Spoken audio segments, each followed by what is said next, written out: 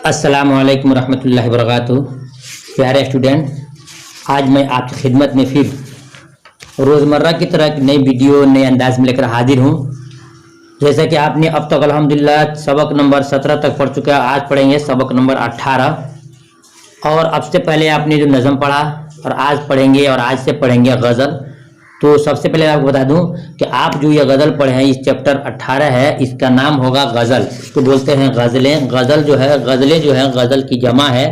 और ये शेर को याद रखिए कि इम्तिहान में बहुत बहुत बार बार आता है कि सबसे पहले गज़ल में लिखा होगा, दो किस्त में लिखा है, दो पार्ट में किया गया है। गज़ल नंबर 1 में है कि दायम पड़ा हुआ तेरे दर पे नहीं हूँ मैं। याद रखिएगा, दायम पड़ा हुआ तेरे दर पे नहीं हूँ मैं, खाक ऐसी जिंदगी पे के पत्थर नहीं हूँ मैं। ये पहला मिसरा है, पहला लाइन है। और दूसरे गज़ल में जो दूसरे किस्त है, दूसरा मतलब के शिफ्ट है, उसमें लिखा है सब कहाँ कुछ लाला व गुल में नुमाया हो गई, खाक में क्या सूरतें होंगी ये पिन्हा हो गई। इस चीज़ को आप बार बार सुनिएगा, सब कहाँ कुछ लाला व गुल में नुमाया हो गई, खाक में क्या सूरतें होंगी कि पिन्हा हो गई। इसको देखना है तो आप खोल सकते हैं अपना कहकशा बुक जो है, पेज नंबर 148 में ये दो पार्ट में लिखा गया है दोनों गज़लें। इन गज़ल के लिखने वाले हैं मिर्ज़ा गालिब। कौन लिखने वाला है? असदुल्ला खान गालिब, जिनको बोलते हैं, ये लिखने वाले हैं। तो इन सबसे पहले हम जानेंगे कि चैप्टर का नाम हो गया गज़ल। ये गज़लें जो है लिखा है किताब में, इसका ये गज़ल की जमा है। इनके बारे में कुछ जानते हैं जो आपको जानना बहुत जरूरी है। जैसे कि लिखा है कि मिर्ज़ा गालिब, जिनका पूरा नाम असदुल्ला बेग खान है। मिर्ज़ा गालिब, जिनका पूरा नाम असदुल्ला खान बेग है, जो 27 दिसंबर 1797 को अपने नानिहाल आगरा में पैदा हुए। ये आपको सुनना होगा ध्यान से, बहुत आपको काम आएगा। इम्तिहान में जीवनी में आता है कि मिर्ज़ा गालिब के बारे में लिखिए, तो सुनिए।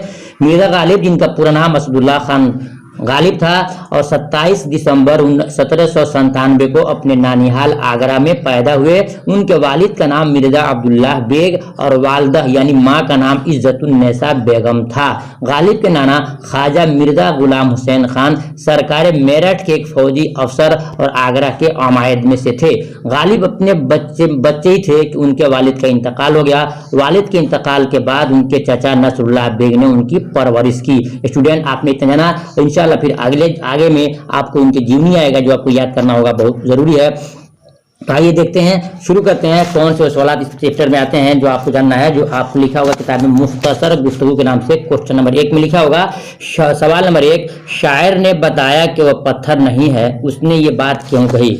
शायर ने बताया कि वह पत्थर नहीं है, उसने ये बात क्यों कही?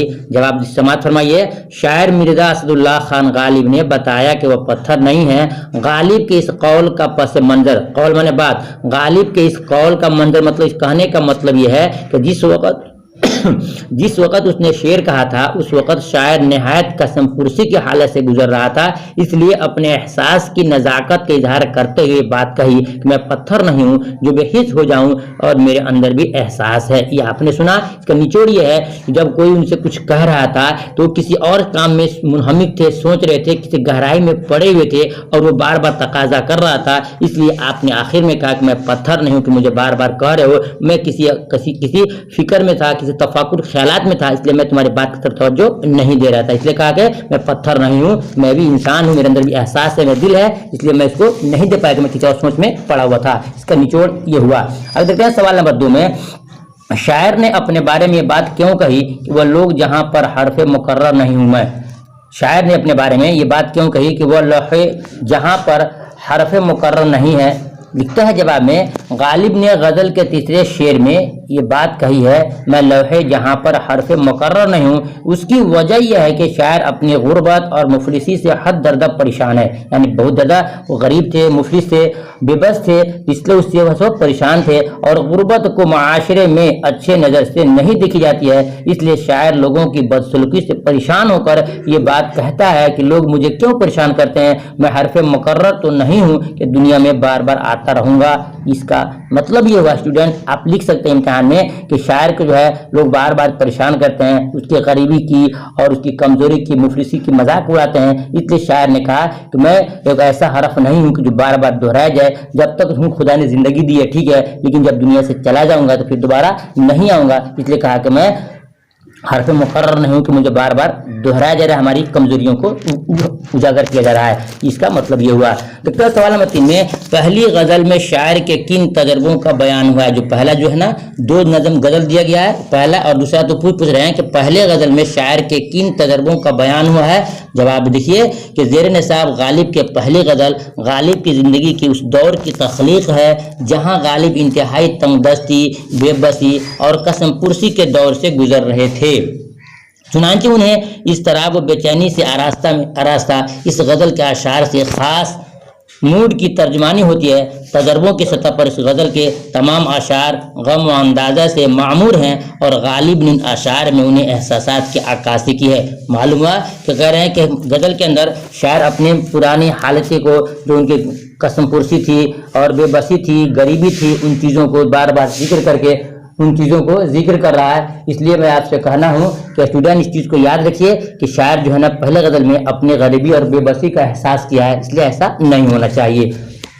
سوال نمبر 4 دیکھتے ہیں، بلبلیں غزل خواں کیوں ہو گئیں؟ بلبلیں غزل خواں کیوں ہو گئی؟ اس کا جواب ہے کہ بلبلیں غزل خواں ہو گئی کہنے سے غالب کا مقصد یہ ہے کہ جب مرزا غالب ایک شاعر کی حیثیت سے مغلیہ دربار میں پہنچے تو دربار میں اردو شاعری کا اتنا چرچا ہوا اور اس کو اتنی مقبولیت حاصل ہوئی کہ وہ دربار اور دہلی کا ہر کس و ناکس، یعنی چھوٹا بڑا شاعری کی طرف متوجہ ہو گیا اور شعر کہنے پر آمادہ نظر آنے لگا، یعنی دلی میں شعر و شاعری کا اچھا خاصا ماحول ہو گیا۔ اس لیے کہا گیا کہ بلبلیں غزل خواں، یعنی کہ ہر چاہے جانور ہو چاہے انسان ہو سب کے اندر ایک ایسی گنگناہٹ پیدا ہو گئی۔ اس لیے شاعر نے کہا ہے کہ بلبلیں غزل خواں ہو گئی، یعنی کہ ہر چھوٹا بڑا امیر غریب سبھی ان کے زبان پر مرزا غالب کے چلتے زبان پر شاعری آ گئی، اس لیے کہا گیا کہ بلبلیں غزل خواں ہو گئی۔ یہ ہو گیا کوشچن نمبر 4۔ اب دیکھتے ہیں کوشچن نمبر 5 میں، شاعر کے مطابق مشکلیں کیسے آسان ہو جاتی ہیں؟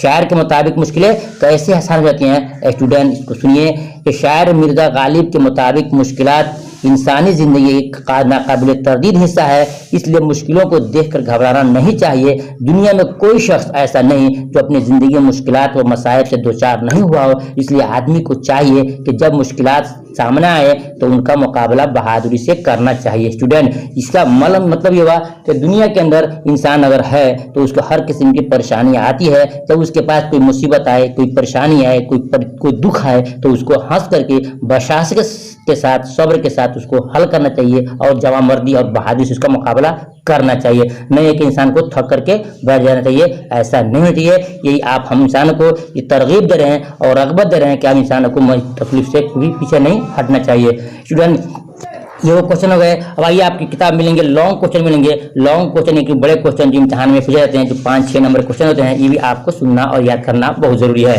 تو یہ سوال نمبر 1 میں لکھا ہے کہ شامل نصاب غزلوں کی روشنی میں غالب کی شاعری سے اپنی واقفیت کا اظہار کیجیے۔ اس سوال پوچھ رہا ہے کہ غالب کے اندر شاعری کرنے کا کیا جوہر تھی، کیا خوبیاں تھی، کیا ان کے اندر چھمتا تھا، اس کو آپ اپنے الفاظ میں بیان کیجیے، یہ پوچھ رہا ہے سوال کے اندر۔ جواب لکھیں گے کہ زیر نصاب شاعری کے حصے میں غالب کی 2 غزلیں شامل ہیں۔ جو غزلیں ہم نے آپ کو شروع میں بتایا تھا 2 غزلیں شامل ہیں، یہ دونوں غزلیں غالب کی بہت ہی معروف غزلیں، معروف مینس مشہور غزلیں ہیں۔ ان غزلوں میں شاعر شامل کئی اشعار آج بھی زبان زد خاص و عام ہیں، یعنی ہر اکثر آدمی کی زبان پر یہ رائج ہے۔ ان میں زندگی کے تجربات، مشاہدات سے متعلق ایک ہوشمند اور حساس شاعر کی معنی خیز فکر و احساس کا بخوبی اظہار ہوا ہے۔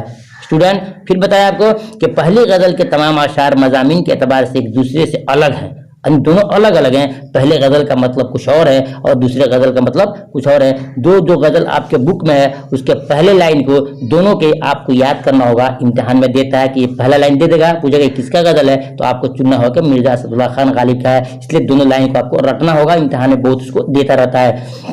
لکھا ہے کہ پہلی غزل میں سنا آپ نے، پہلی غزل کے اشعار مضامین کے اعتبار سے ایک دوسرے سے الگ ہیں، مگر ان میں مزاج اور تجربے کے اعتبار سے ایک باہمی ربط ہے اور اندرونی وحدت پائی جاتی ہے۔ احساسات کی اندرونی بے چینی، اضطراب اور تلملاہٹ سے مختلف رنگوں سے آراستہ اس غزل کے اشعار ایک خاص موڈ کی ترجمانی کرتے ہیں۔ تجربہ کی سطح پر اس غزل کے تمام اشعار غم و اندوہ سے معمور ہیں۔ معلوم ہوا کہ پہلی غزل کے اندر جو شاعر نے ذکر کیا ہے اس کے اندر انسانوں کے اندر غم اور تڑپ ہوتا ہے، اس کو ذکر کیا گیا ہے، اور بے قدر، بے توقیر، کم حیثیت اور بے مایا ہونے کے احساسات کی ترجمانی کرتے ہیں۔ غالب نے اپنے زمانے میں جس طرح قسم پرسی، بے بسی اور قائم مائگی کی زندگی گزاری ہے، ان اشعار سے ان حالات کا ہمیں بخوبی علم ہوتا ہے۔ اسٹوڈنٹ پھر اس کا نچوڑ یہ ہوا کہ انہوں نے جو 2 غزل لکھا ہے، کتنا لکھا ہے؟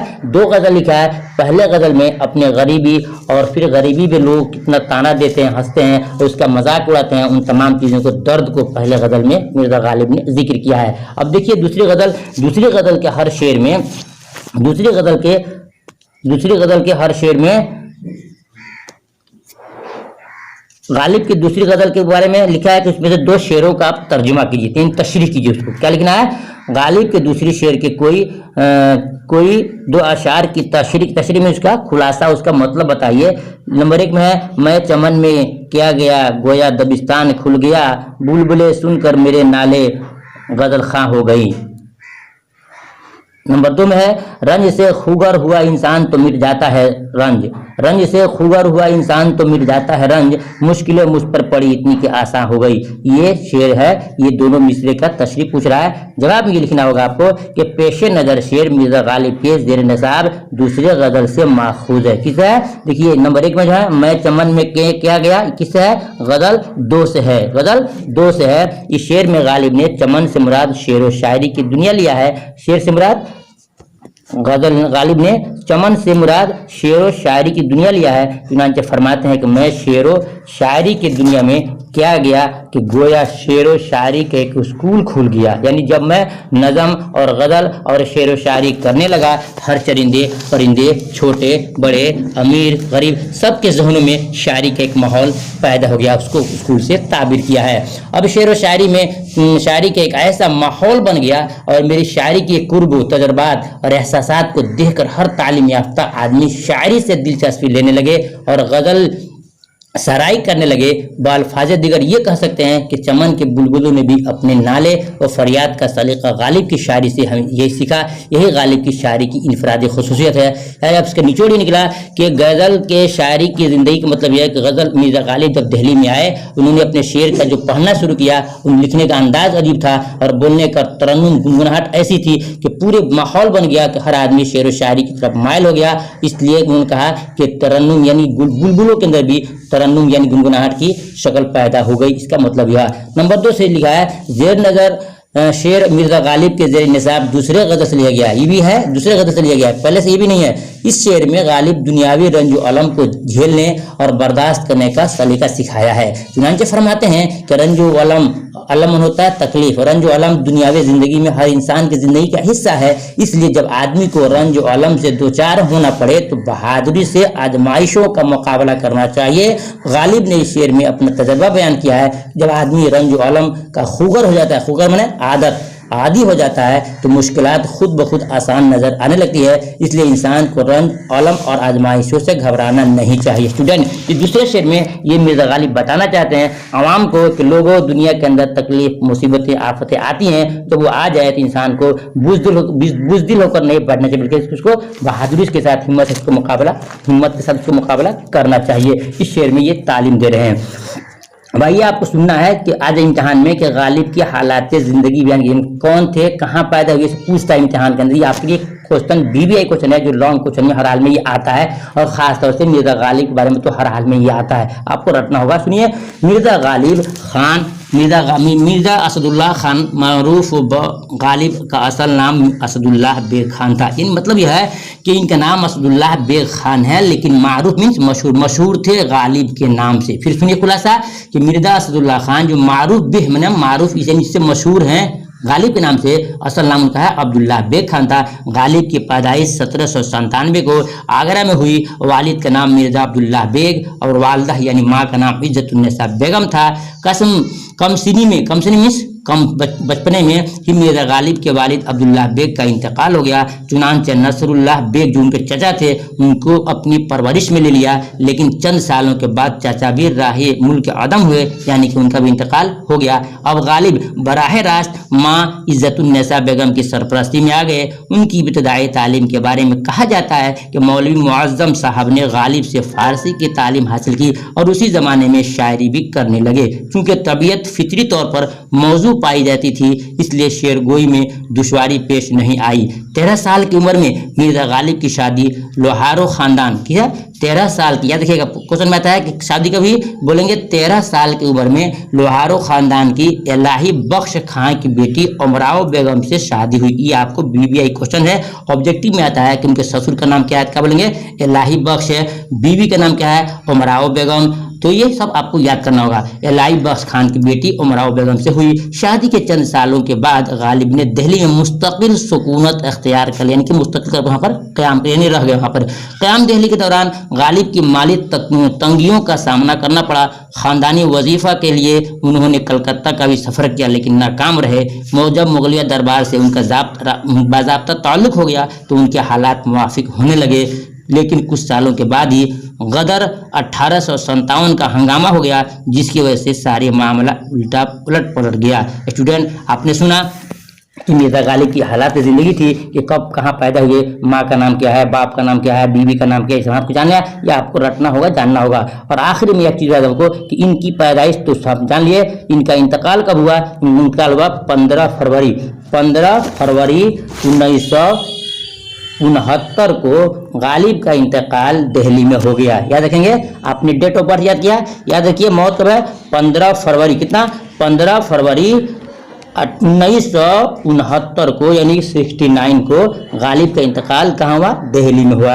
ये आपको जीवन याद करना होगा। स्टूडेंट, हमने बड़ी काबिश कोशिश के साथ आपको दिया है। अगर आपको लगता हो कि हमारी कोशिश अच्छी है तो आप वीडियो को लाइक करके छोड़िएगा और दूसरे साथी पर शेयर जरूर करना। और बिल्कुल अगर नए हैं तो चैनल को सब्सक्राइब कर लें, बेल आइकन की घंटी को दबा दें ताकि रोज़ को नोटिफिकेशन सबसे पहले आप तक पहुँचे। ऐसा ही याद कीजिएगा। फिर कल मिलते हैं दूसरी वीडियो के साथ, तब तक इजाज़त दीजिए। खुदा हाफिज़। अस्सलाम वालेकुम रहमतुल्लाहि व बरकातहू।